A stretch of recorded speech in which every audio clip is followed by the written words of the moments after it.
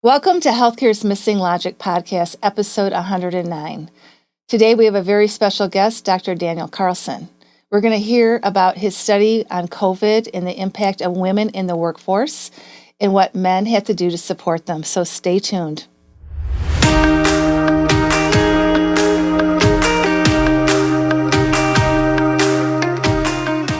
Welcome back to Healthcare's Missing Logic podcast.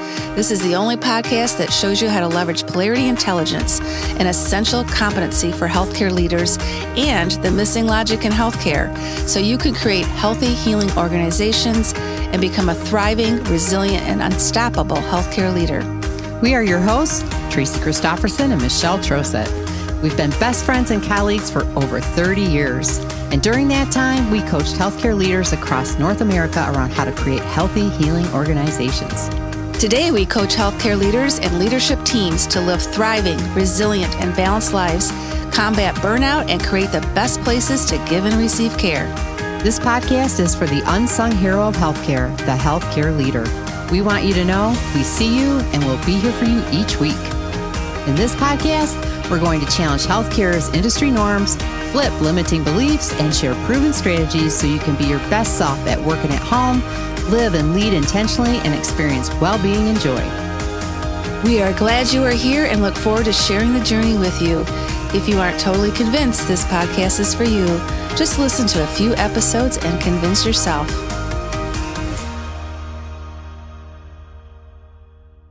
Welcome back, listeners, for another episode of Healthcare's Missing Logic podcast. This is Michelle. And her sidekick, Tracy. Yes, and we are back again.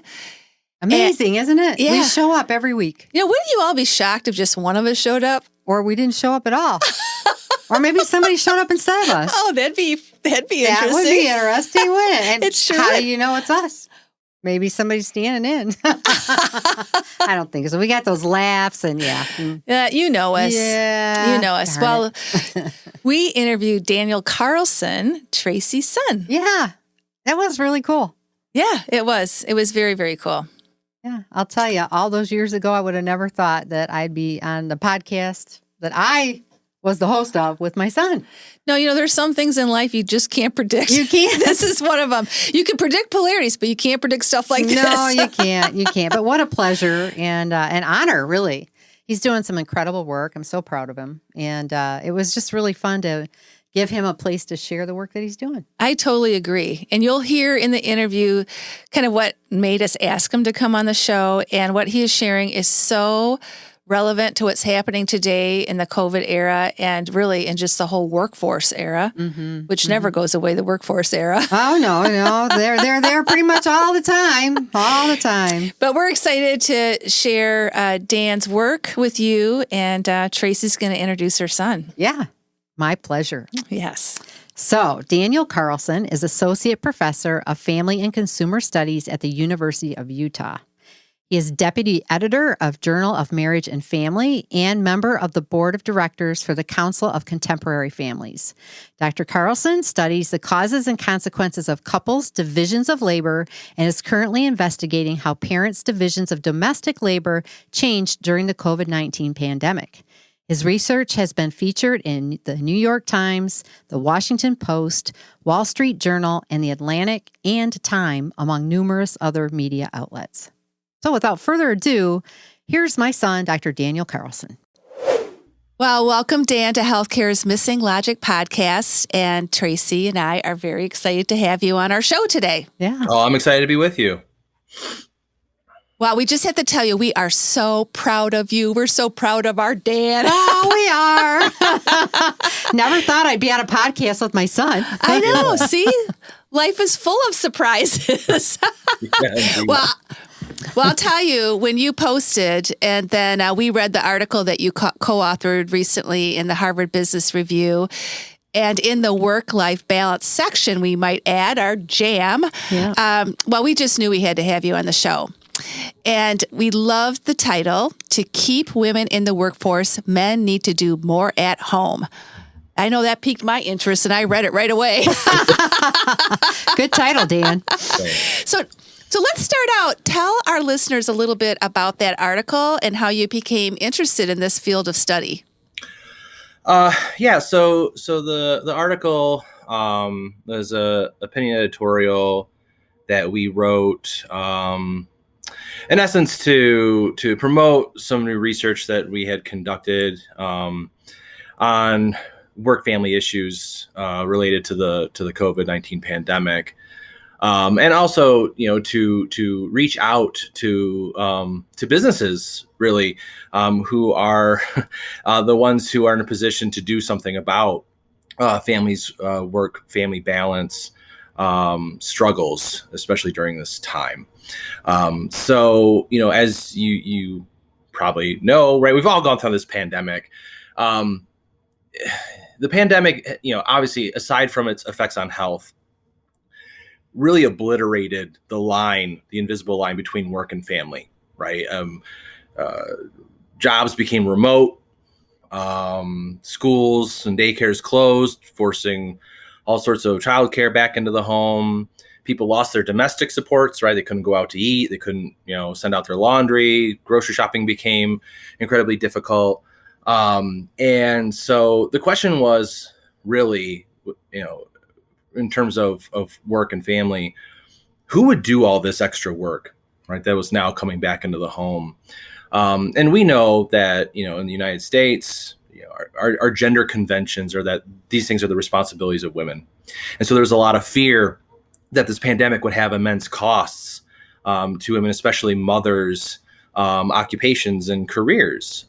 As we all know, that balancing both work and family is incredibly difficult. And so when you add on those additional stressors, when you add on those additional tasks, something's got to give. And so one of the things that gave was mom's work. And so when the pandemic hit, unemployment rates skyrocketed, and they did so especially for mothers. And so we wanted to see what were the factors really that were driving this, because a lot of things changed simultaneously. Daycares closed, schools closed, and there's a lot of other things that impact mom's work, like the division of labor at home and what men do. So we wanted to see, what was really driving mom's labor force participation during the pandemic, and then hopefully come up with some policy recommendations to resolve this serious issue. Yeah. Well, I'll tell you, timing is everything, because I know this has been an interest of yours for years. You've done a lot of great research around this, and just bringing this forward right now with what has happened as a result of the pandemic to make some changes is really important. So I really applaud you. And Tracy and I know firsthand how important it is to be working mothers and have really supportive husbands. Yeah, I think we're the envy of a lot of women. We are. Because we have husbands, right, who did all the domestic stuff, right? For years they did that for us, and we didn't have to do that, right? It's a envious position to be in for a lot of women. Like, oh my God, how did that happen, right? Yeah. And it's not like, our husbands don't work. No, they work. But we've always appreciated that balance. And we appreciate too what your research is bringing forward, though. When there's a major change, people aren't prepared for it. Your research really illustrated that it causes a lot of ramifications to not only the family, the community, and even nationally. So, well, and this is, the work family or work home, tension is always there, right? It's a polarity, right? That's what we talk about here on the podcast. It's a polarity. It's always going to be there. It's never going to go away. And if it isn't balanced to begin with, then you add on the trauma of COVID and all of these other, chain of events, to your point that happened. It just exacerbates what already is a stressful situation, I think. Yeah. Yeah, indeed. Yeah. Well, I'll tell you what, Dan, before we go any further with this interview, our audience is going to want to know, do you have children?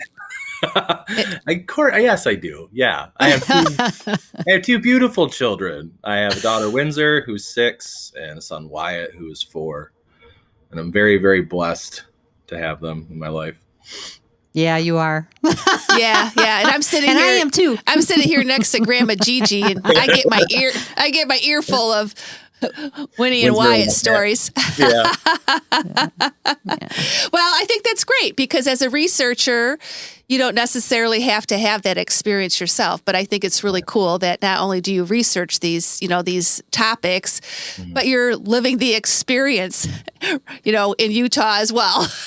Yeah. So, tell us a little bit about what you and your wife, Jenny, even went through with the pandemic and your roles. She owns a business, you work at the university. What kind of things did you personally experience with this work shift that happened with the pandemic? Yeah. So I think, our experience in a lot of ways it was typical of what a lot of families went through. But there was also some parts of it that were atypical. So, one of the typical things is that, again, everything just got blurred. I could no longer go to the office. I was working exclusively from home. Windsor did virtual school this year, so we had to manage her virtual learning, which was, quite an endeavor. I mean, it's especially for little kids who are not necessarily technologically savvy. There was a lot of, tech support, right, that we had to do. Our son Wyatt would have normally have been in preschool, but he was also at home. And so making sure that he was not interrupting Windsor's learning, right, became a major task that we had to manage. And then we had our own jobs to do, right? So we had to find that space and that time to work.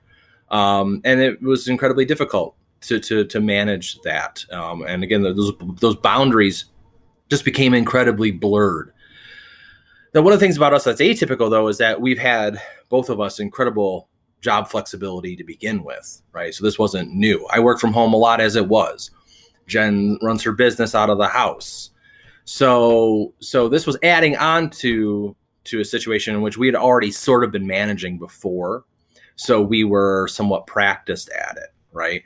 So one of the ways in which we, manage our lives is sort of split shift parenting, right? So there's days that Jen works and then I watch and monitor the kids and monitored Windsor's school. And then there were days that I worked exclusively and Jen would, monitor the kids' school and Wyatt and whatnot. But again, it's just when you don't have time to yourself, right, things become incredibly stressful. And then you add on the health worries of the pandemic on top of it, right? So there were concerns early on, about like, what do I do with my groceries? Do I have to leave them out in the garage for 24 hours? And do I have to sanitize the cereal box? We didn't know how it was transmitted. We didn't know how virulent it was. We didn't know what the risk was. So we have these health concerns. We're incredibly stressed about that. We have children who are young who don't understand any of this. All they know is they can't see people anymore, right? They can't go play with kids. We also live in Utah, in which this wasn't really taken very seriously. So, they see kids running around out in the street and we are, they're like, well, they're outside. They're playing. Why can't we play? So we had to manage, their expectations. We played, bad cop a lot in terms of just trying to keep them safe and us safe. And then there's also just, the lack of time away from anybody, right? Cabin fever. And just being together all the time and not having any space, it just wears on people a little bit, right? Yeah. So those are the things that that we were managing during the pandemic. Well, and I think that's a great point too. Yeah. It brings up another tension, right? That we have to manage as not just as husbands and wives and parents. It's the self and other, right? And so in the midst of taking care of everybody and everything and monitoring and managing the kids and, it's hard to take care of yourself and to have that time to yourself because there's nowhere to go. Right. Right? You're kind of like stuck there. So I think that's another, which adds to the stress, right? It builds on. It's another layer of what everybody's been experiencing too. So I think that's a great point. And I would say too that one of the things back to the other, polarity of work and home. I think one of the things that the pandemic really highlighted, and maybe this is, a silver lining that's going to come out of this, is our acknowledgement of just how much these care supports matter to people's day-to-day lives, right? Like we took public school for granted and the degree to which it facilitates, right, our abilities to work at our jobs. We take for granted, right, daycares and our ability to put kids in care. And then it also highlights, not only how important these things are, but also just how expensive they are, and how that this is really infrastructure in our lives, right? That these are necessary things that we need to keep our economy humming along. And if we don't have these things, right, then we see the consequences of this, and families and work starts to break down a bit because people don't have the time, right, to devote to these other tasks. Right. Yeah. And I like to think, the pandemic is, a wake-up call on a lot of different levels, right? To bring to our awareness a number of different things, this being one of them, right? The infrastructures that are necessary and how it impacts us in such a deep way, when those infrastructures aren't available. Mm-hmm. And I think that's a lot about, what you're bringing as well. So, in your in the new study that you published with your colleagues in Gender, Work, and Organization recently, that revealed some really important findings in regards to childcare roles that fathers and mothers played during the pandemic. Mm-hmm. And can you just share a little bit about the background of that on that issue and kind of what you found? Yeah. So again, the background of the issue is that there's a massive influx of domestic work back into homes during the pandemic, right? And conventionally, domestic work, childcare, housework, right? This is women's work, right? And so the thought was, that of course women would bear the brunt of this coming into the home. So when schools closed, who was going to do the virtual learning? Who was going to monitor kids learning? Daycares are closed. Well, now who's going to be parenting the kids all day? And so we wanted to look at, what were these changes and how did they affect, how did specifically childcare, how did these childcare issues during the pandemic, how were they related to parents, employment outcomes? So we looked at, whether people were leaving the labor force. We looked at whether they were, and also whether they were doing it voluntarily or involuntarily. We were looking at their paid work hours. So those who stayed at their jobs, did they reduce their hours or not? And so what we found was that, all these changes of schools closing early on in the pandemic, of the loss of daycare, that none of this impacted dads. Had no impact whatsoever on their labor force participation. But we found that it mattered a great deal for mothers. So, and two things mattered in particular. There was this issue of schooling, so virtual learning. And so moms who were taking on virtual learning, we saw that they had a 3-fold decrease in their labor force participation. When and here's the thing too, is that we didn't have a national strategy for how to handle the pandemic, right? Everything was left up to individual states. So there's a lot of variability. Some schools just said, April said, yeah, we're done. School's out, we're finished. Others were like, oh, we have a plan in place and we're going to have teachers go online. And others were like, well, we don't really have a plan. So if you want your kid to still learn, maybe it's all on you. And so we found that when mothers were like sourcing learning and facilitating this, that time really detracted from their ability to stay in their jobs. And so a lot of them dropped out of the labor force. And they also reduced their paid work hours quite a bit too if they stayed in their jobs. But the other thing that we found that was really quite striking was the role that dads were playing in all this. So, pre-pandemic, divisions of childcare pre-pandemic. So how parents were sharing in the load of caring for their kids. When moms were doing almost all of it prior to the pandemic, they had a 50% chance of dropping out of their jobs by April, right? So when moms were responsible for all this, 1 in 2 of them were like leaving their jobs. But when parents were sharing childcare equally, when they were splitting it, right, roughly the same, women's chance of leaving the labor force was only 15%. And that was about the same odds as what we found for fathers. right?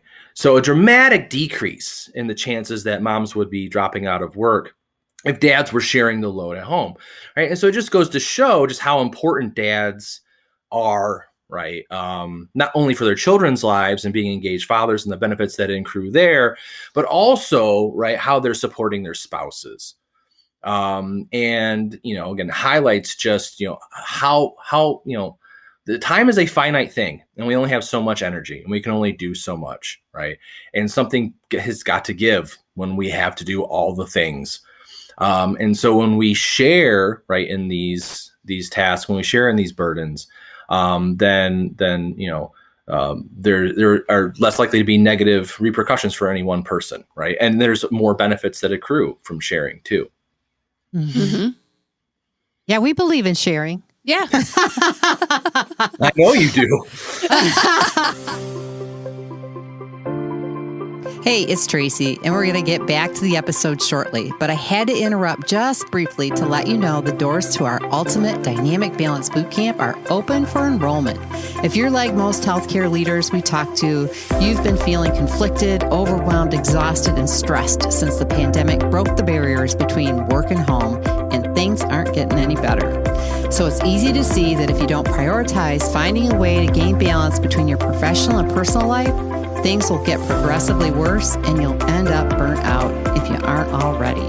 So stop the vicious cycle and go over to missinglogic.com/new-events to learn more and enroll in the bootcamp today.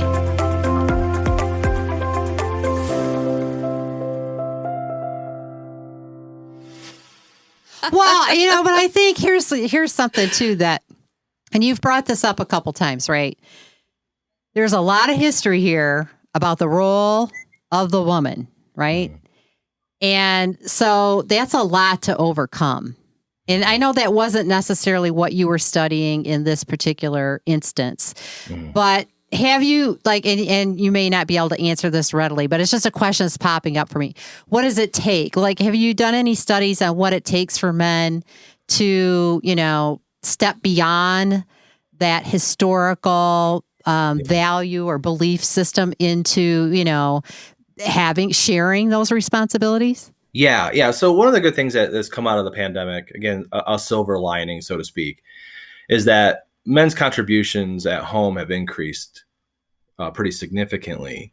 And what we're seeing is that a lot of the burdens of the pandemic, in terms of women dropping out of the labor force, it's really hit single mothers the hardest, right? Because again, who's there to share the load?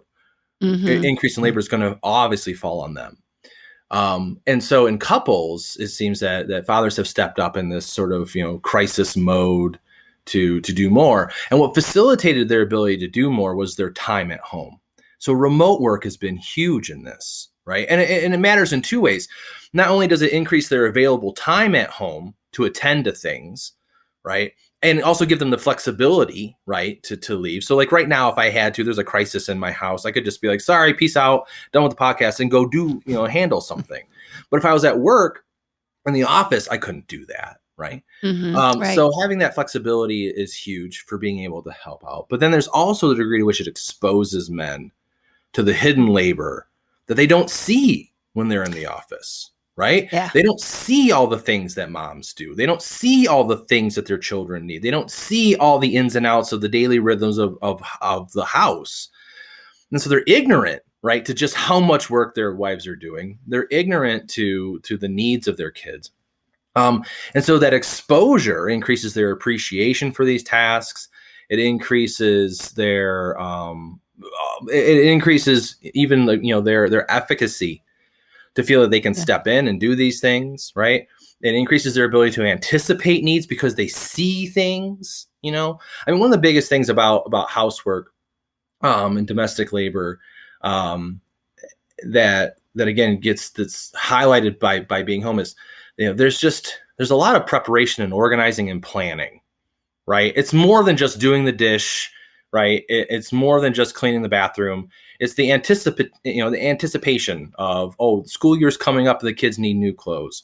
Oh, we're running out of milk. I'm going to put that on the grocery list. All those things, right? And when you're home more, then you see those things and you can start anticipating. When you start anticipating, then you take ownership. And so men do more and are more likely to stick with it when they own it, right? You can't just be, moms, female partners, they can't just be the boss who's always dictating to dads, oh, go do this, go do that. Then people are like, oh, you're nagging me, right? That is not an equal partnership. That's not how this is going to play out. If you want to have equality, then you both have to own it, right? You both have to be engaged in it. Yeah. And so being home is huge for fathers for this. So we're hopeful, right? That exposure is going to lead to something. At the same time, though, you're going to need those work family supports to continue to facilitate that. Dads still need that available time. We also need to change the culture, right? Because there's a stigma associated with work flexibility. People who work from home, who want to work part-time, they're not seen as dedicated, right? So that means that they're less likely to get promoted. They're less likely to get their raises, and people are fearful of that. And so even though the vast majority of adults state that they need flexibility, they don't use it, right?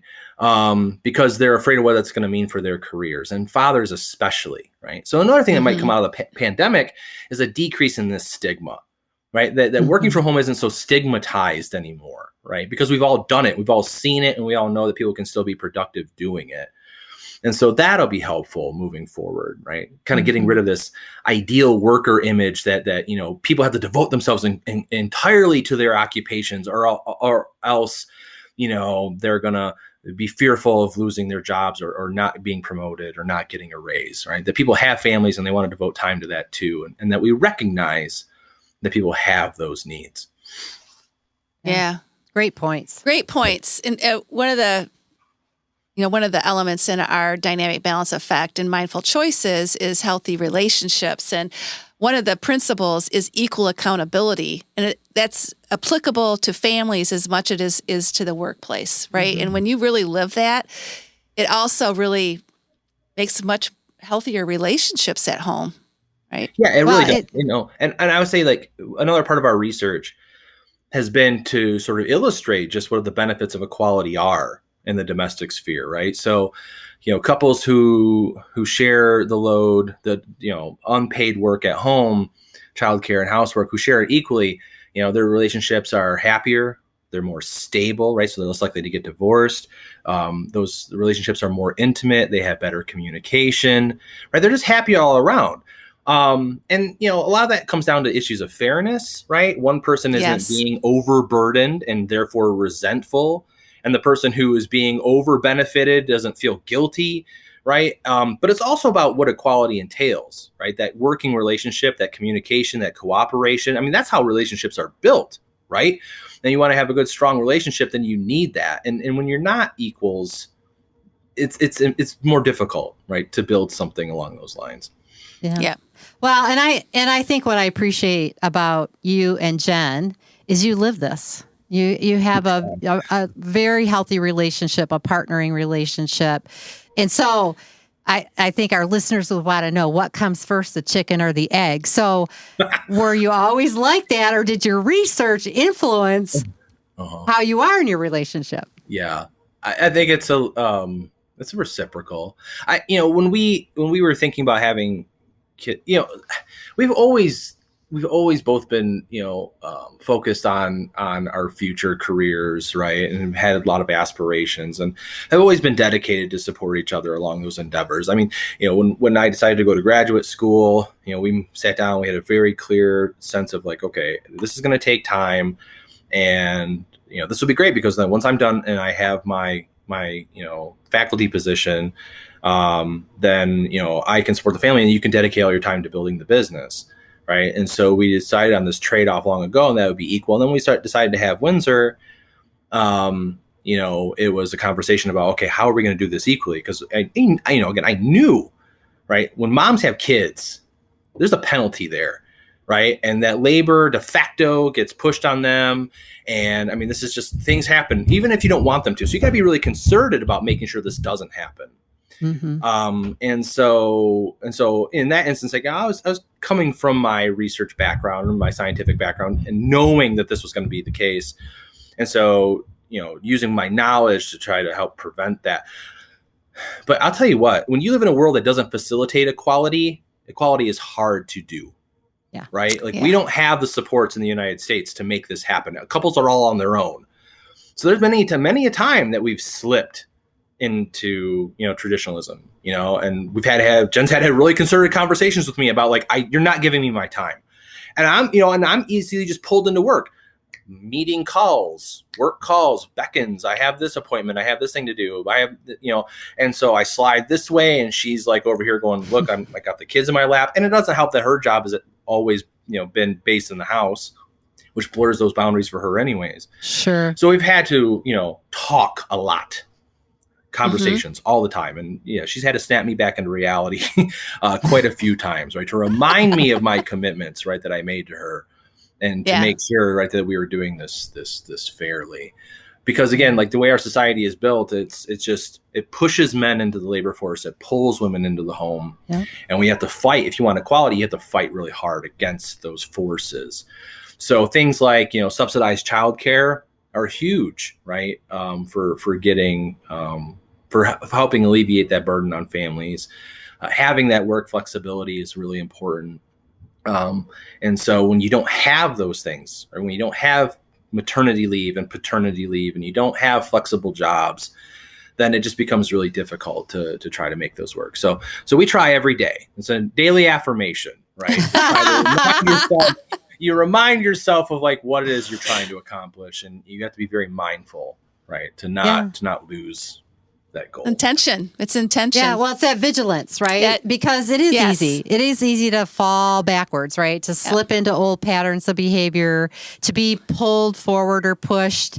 And so you do have to be vigilant, and you have to be able to be candid about what the situation is and what you're experiencing and what you want to do about it, right? So knowing that there's good intention, but we're all human beings, right? So I think you started to kind of mention, Dan, some of the structures, right, that are necessary, because we have this situation, you have to have infrastructures or processes to help break that pattern on a large scale. So do you want to say a little bit more about what structures are necessary to kind of help support dads to be more involved and engaged from a...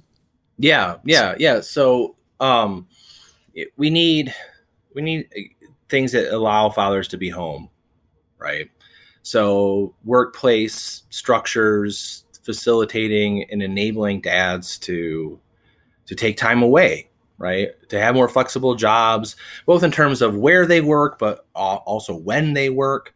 One thing about remote work is that remote work varies. Some remote work is very self-directed. Other remote work is not. So if like you're working for a call center, you don't have a lot of flexibility. Yeah, you might be working from home. I mean, you call them a call center. They're not call centers anymore. When you call a place, you're talking to someone who's sitting on their couch, right? So like that person is not flexible in that respect. They're flexible. They're home, but they're not choosing their time, or they got to be at their job, at their desk, at their computer, whatever. So giving people flexibility not only in where they work, but also when they work is important to attend to their family needs.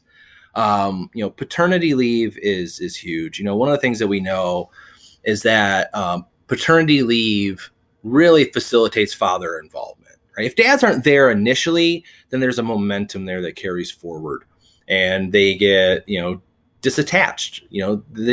They're not there to attend their child's needs. They don't learn their child's needs, which makes mom the de facto parent, which pushes dads even further away. So when you get dads, home, and they're allowed to stay home, which again, the vast majority of dads want to do in the first place, then they feel more efficacious as parents, right? They know their children better. They bond stronger with their children. They're more involved. And that carries over past the time of leave, right? Those create patterns that are long lasting. Mm-hmm. So that's really important structure. And then again, there's our care infrastructures. We have to have childcare. Women drop out of the labor force when they have kids because what are you going to do, right? And in childcare in the United States, 1 year of childcare is just as expensive as 1 year at a 4-year college, right? Yeah. I mean, the costs are insane. And so, that leads to two problems. One is people don't want to have kids anymore because they're too dang expensive. Yep. And we have to have kids because, we all need care when we're old. So that's right. Do that if we don't have children. That's why I had you. No. Yeah, there you go. Well, have fun in the nursing home. Anyways, so I tease. So there's that, but then, there's just like people, they're not being the people they want to be, right? They're not forming the families that they want because the costs are too much to bear. And especially for women who are looking at this situation going, well, gee, I can have kids or I can have a career, right? And they're being offered this either or. Men are being offered an either or. Men don't go, oh, I can have kids or I can have a career. Men can have it all. But women have to choose. So that's not fair, right? And so, care infrastructure is very, very important. So providing families with the means in which to care for their children when they're young is also a very important piece of this infrastructure puzzle. Yeah. Yeah. Such great points. Yeah. Well, and it's, it's local and it's national, right? We have to have policies and the businesses have to do their part, right? To implement some of these things that you're talking about. And then in the home, we have to have the relationship. So there's a lot of levels to this, right? To really make it work and make a difference. And then when you think about it too, a lot of women leaving the workforce because of childcare, because they don't make enough, right? It's better for them to stay home than to pay for childcare because their job doesn't even cover the childcare.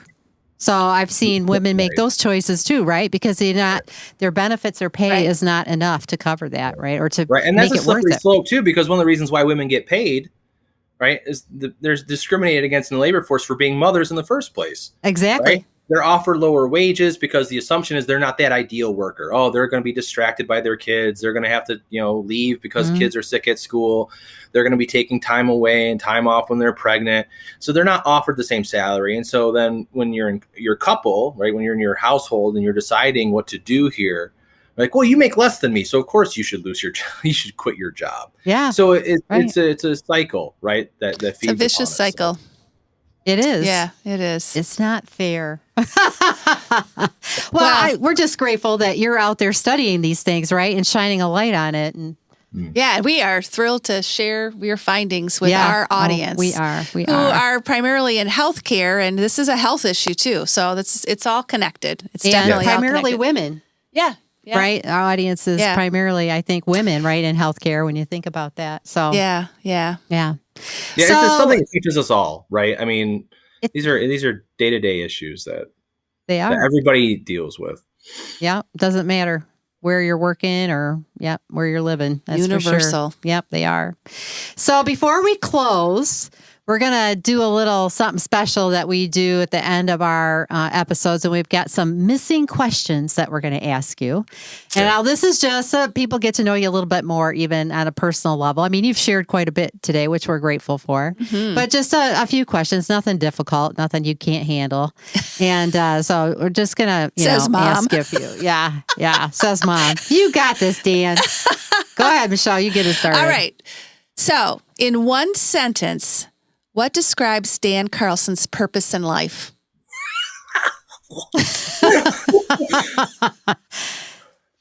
One sentence. Make a difference.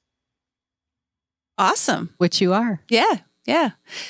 Okay, here's another question, Dan. What do you do to keep yourself balanced? I'm horrible at balance. I'm like my mother. I work a lot and I work really hard. Too much potentially. So I don't balance well. I don't honestly. I think if there's one thing that I do, is I try to get good sleep. Yeah. Okay. That's a big part of it. It is. Absolutely. And you went golfing on Father's Day. You do some things occasionally to. Yeah. Occasionally. Yeah. And you play with your kids. So I just have to say, you're the best dad. You play with those kids all the time. And I can see the joy that brings you, So I think that helps you stay balanced in a way you might not even recognize because you're having fun, right? And you're laughing and you're just, which is all about, and so balancing yourself is just about bringing those kinds of things into your life too. So you're not just serious and stressed and working, you're doing some of those things too. So yeah, Good but I'll point. tell you, you talk about tensions and polarities all the time. That's the biggest tension in my life is the push and pull between wanting to be there for the kids and then having to do my job. yeah. Right. And then having them go, you haven't played with us. Please play with us. And I'm like, I want to play with you. But then I got this, or then when I'm playing with them, my mind is elsewhere thinking about my work and just trying to keep those things separate and enjoy being with them and putting work to the side, but finding the balance between those two things. Yeah.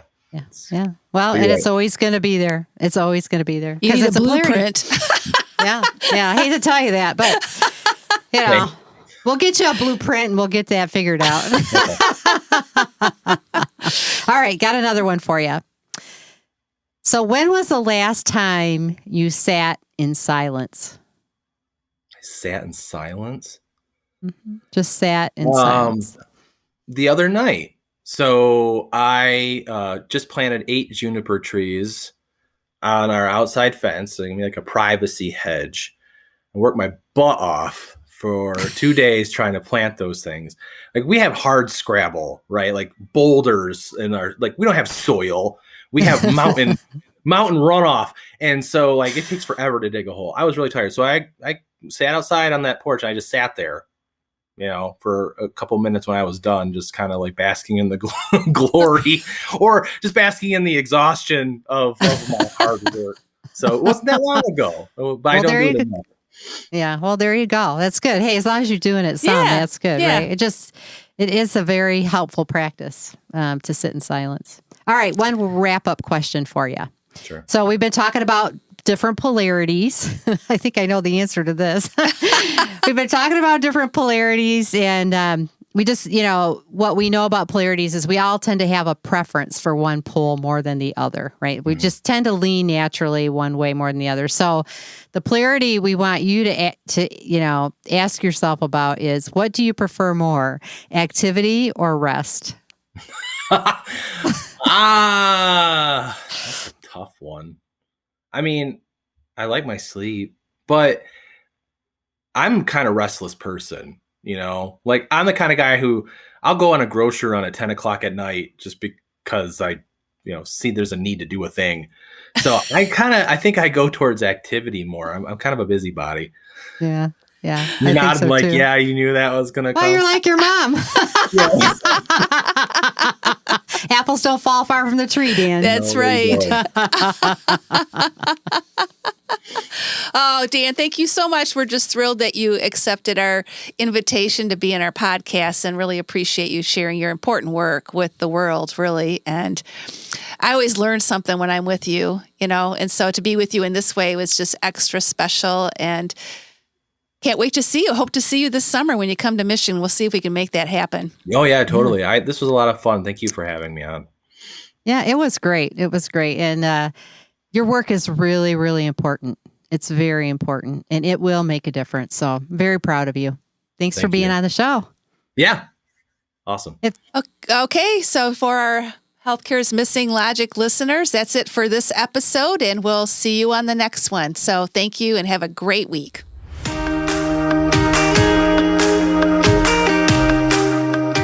We hope you enjoyed this episode of Healthcare's Missing Logic podcast, now a top-rated podcast for healthcare leaders. Please share this podcast with other healthcare leaders and anyone else you think would benefit. We are certain that if you found value in it, they will too. If you haven't already done so, please hit that subscribe button so you don't miss any episodes. And also, it would mean the world to us if you took a quick moment to leave a rating and review on Apple Podcasts, Stitcher, or your favorite podcast player. It helps to get the word out about our podcast and incredible guests. Be sure to subscribe to our YouTube channel if you want to watch our podcasts. You can also follow us on our Missing Logic social media channels, LinkedIn, Instagram, Facebook, and Twitter. Until next time.